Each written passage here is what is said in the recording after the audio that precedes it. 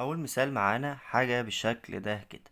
مديني جي اوف تي فانكشن او سيجنال مركبه من تو سيجنال ساين وسيجنال كوزاين. تمام. طيب انا بعمل ايه؟ بفرض ان السيجنال الاولانيه دي هي اكس واحد اوف تي.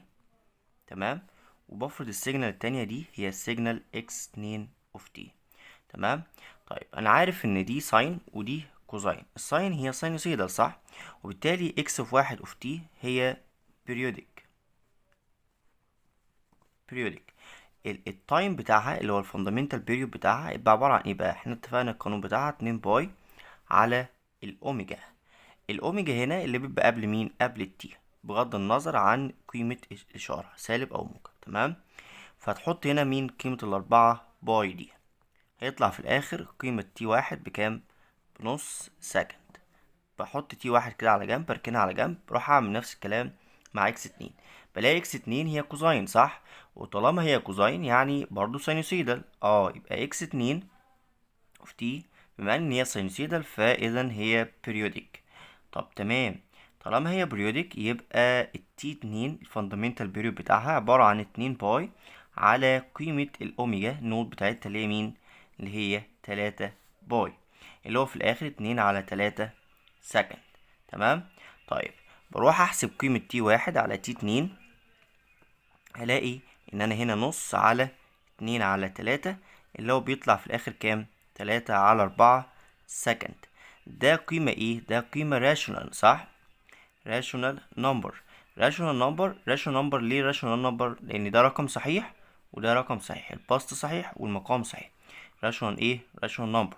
تمام. طيب طالما هو راشونال نمبر يبقى انا عندي ايه؟ يبقى اذا جي اوف تي هي ايه؟ periodic. تمام. طالما هي periodic يبقى ليها قيمة مين؟ ليها قيمة تي نوت بقى. تي نوت بتساوي ايه؟ بتساوي اما تلاتة باخد التلاتة دي اضربها في تي اتنين، تمام، او باخد الاربعة دي اضربها في تي واحد واحسب قيمة مين؟ واحسب قيمة تي نوت. ناخد تلاتة في تي اتنين. تي اتنين حسبناها بكام؟ باتنين على تلاتة. تمام. هلاقي القيمة في الاخر كان معايا كام؟ 2 سكند.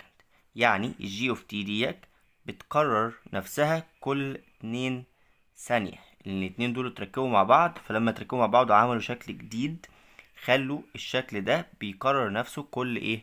كل ثانيتين. ده كده اول سؤال معانا. تاني سؤال معانا مديني ان جي اوف تي بتساوي 3 ساين 4 باي تي زائد 7 كوزاين 10 تي. نفس السؤال اللي فوق، في بالنسبة لإكس واحد هنا ده هو ده. تمام. يعني دي هي نفس اللي احنا حليناها المرة اللي فاتت، هي اكس واحد تمام اوف تي. الاختلاف بس فين؟ هنا ده اكس اتنين اوف تي.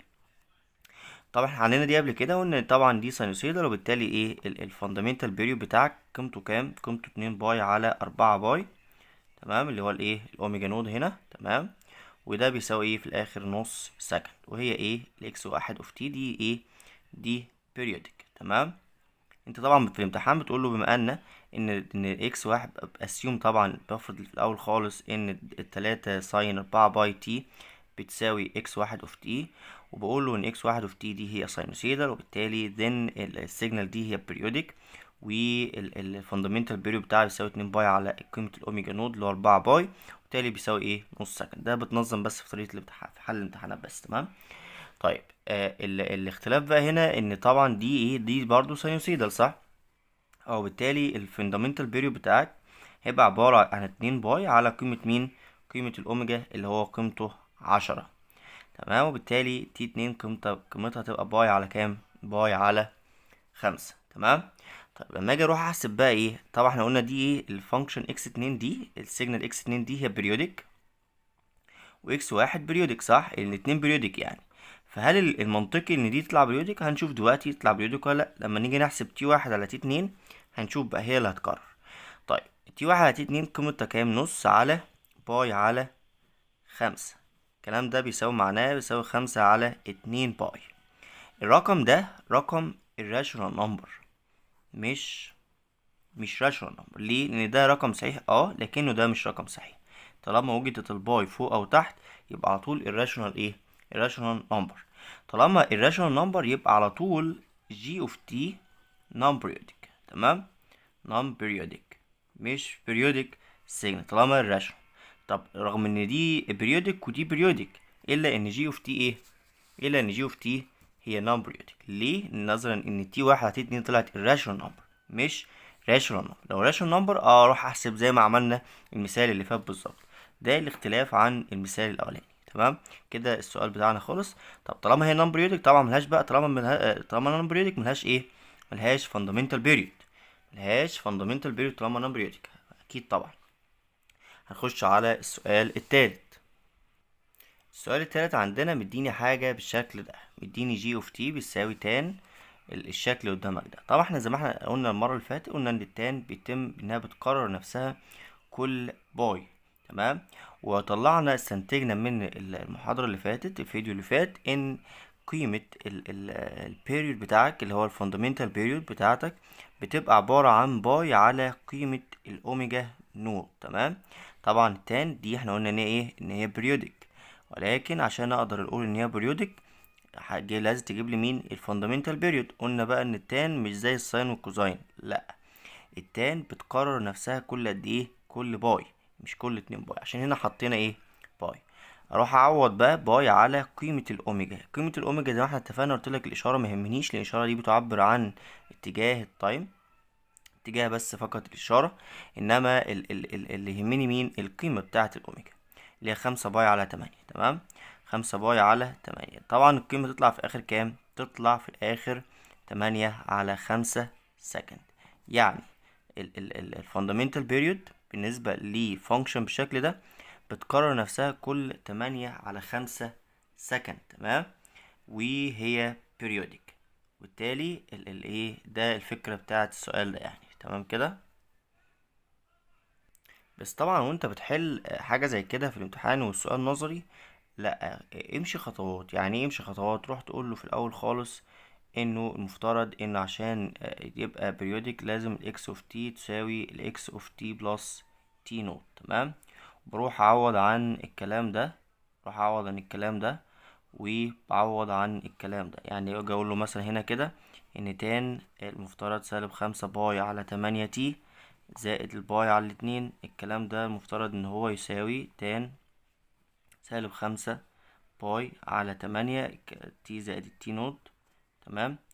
زائد الباي على الاتنين، وارجع افك واقول له والله ان هنا سالب 5 على 8 باي تي نوت. تمام. وهنا هيبقى ايه؟ هنا هيبقى سالب 5 على 8 باي تي، صح؟ ادي هنا التان بتاعتك. تمام كده. هنا زائد الباي على الاتنين، انا فكيتها بس فكيت الكلام ده هنا مع هنا. تمام كده. طيب وبالتالي اقول له ان دي هي دي. تمام. اختلاف مثلا ايه؟ اختلاف بس ده. تمام.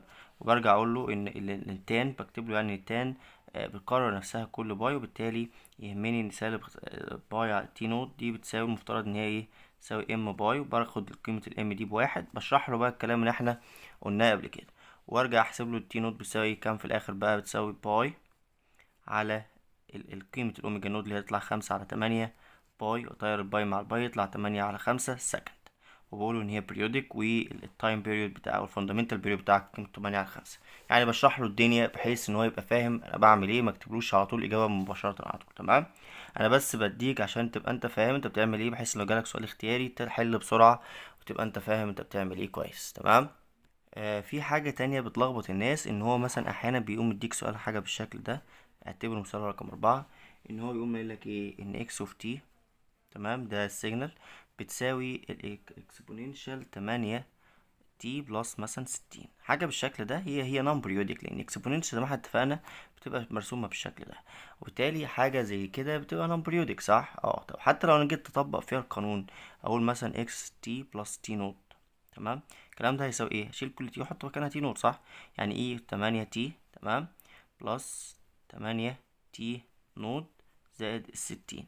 مفترض ان دي هتساوي مين؟ اكسبوننشال 8 تي زائد ايه؟ 60. 60 راحت مع 60. امتى دي هتساوي دي؟ مستحيل، صح؟ وبالتالي اقدر اقول له كده ان اكس اوف تي لا تساوي اكس اوف تي بلس تي نوت، وبالتالي هي ايه؟ هي نون بيريودك. تمام. يعني احيانا حاجات بتيجي زي كده عشان يلخبطك فقط، الهدف منها ان هو يلخبطك فقط. انا اديتك افكار كتير وحاجات جت في امتحانات كتير وطرق للحاجات. في بقى فكرة بسيطة خالص، احيانا يقوم عامل لك ايه، يقوم مقرر لك يعني انا عندي مثلا في السؤال ده اقوم جايب لك واحدة كمان دي زائد دي زائد واحدة كمان ساينوسيدال. هتعمل ايه؟ هتعمل نفس الكلام اللي انت عملته على الاتنين دول كده. طلعت في الاخر مين؟ التي نود، صح؟ طلعت كلمة تي نود. هتعتبر التي نود دي هي التي واحد، وهتروح تجيب اللي هي السيجنال التالتة.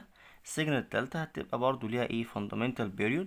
تمام، واحسب الفاندامنتال بيريود دي مع التي نود، اكني بقى دي لوحدها كده لوكشة لوحدها، سيجنال لوحدها، وحسبت لها التي نود بتاعتها، واروح احسب التي نود بتاعت التانية واعمل نفس الايه، نفس اللي انا عملته، كأن دي سيجنال لوحدها ودي سيجنال لوحدها. تمام كده.